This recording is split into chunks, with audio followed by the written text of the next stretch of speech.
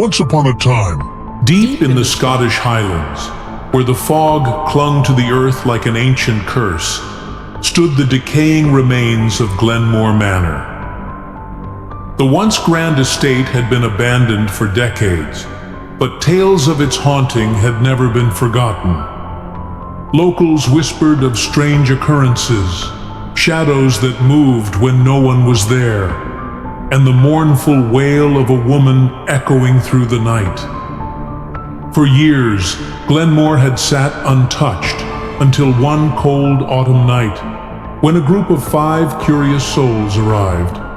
James, a skeptical historian; Claire, a sensitive with a connection to the supernatural; Sophie, an adventurous photographer; Marcus, a local with family ties to the manor; and Lily, a writer fascinated by dark tales. They intended to stay the weekend, explore the manor, and uncover the truth behind the ghost stories. The group arrived just as the sun dipped behind the hills, casting the manor in eerie twilight. Glenmoor was a hulking Gothic structure, its once ornate stone walls now crawling with ivy and decay. As they entered, the heavy door groaned, and a chill swept through the air, though no wind stirred outside. Claire, feeling uneasy, whispered, "There's something here, watching us." But James, ever the rationalist, brushed it off. "Old houses creak, Claire. It's just your imagination." The first night was uneventful, though Sophie swore she heard faint whispers when reviewing her photos.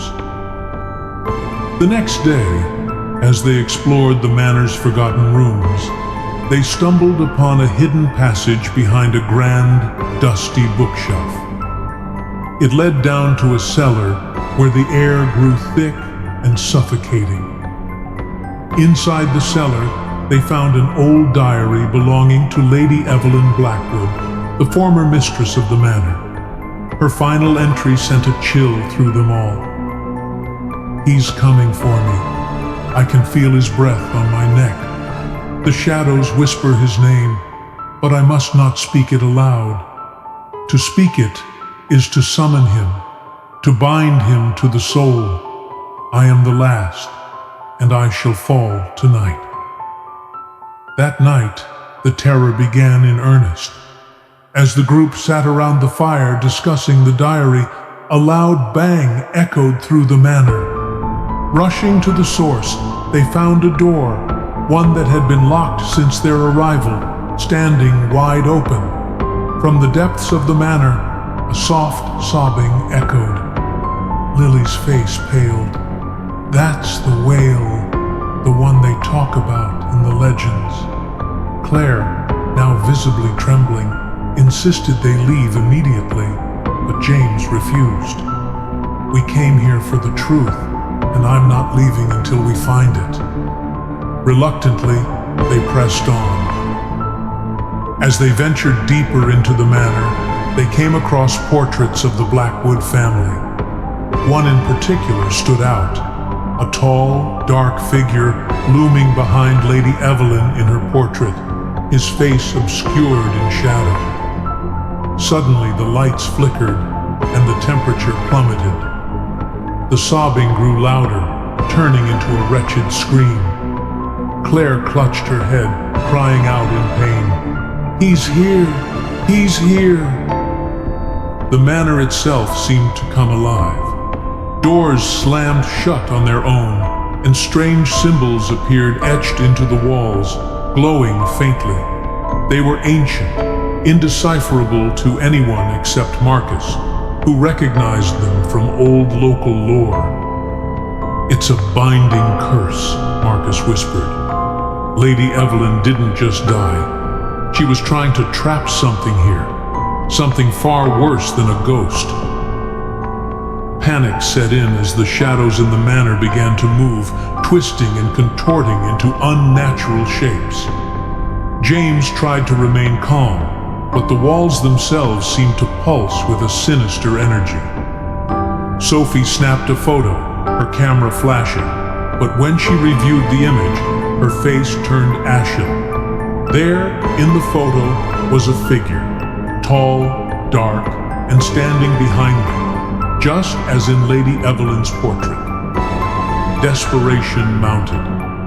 The group frantically searched for a way out, but the manor's layout seemed to warp and shift, as if it were alive, trapping them within its cursed walls. Claire, now in a trance, began to speak in a voice that was not her own. He is the shadow. He is the curse. He feeds on fear, on souls, on us. Lily pieced it together. Evelyn didn't bind the spirit to the manor. She bound him to herself, and now that she's gone, he's searching for a new host. The group was running out of time. They had to find a way to break the curse before one of them became the new vessel for the dark entity. In the final moments, Marcus remembered a piece of the legend his grandmother had told him, a ritual to banish the creature back to the void. But it required a sacrifice.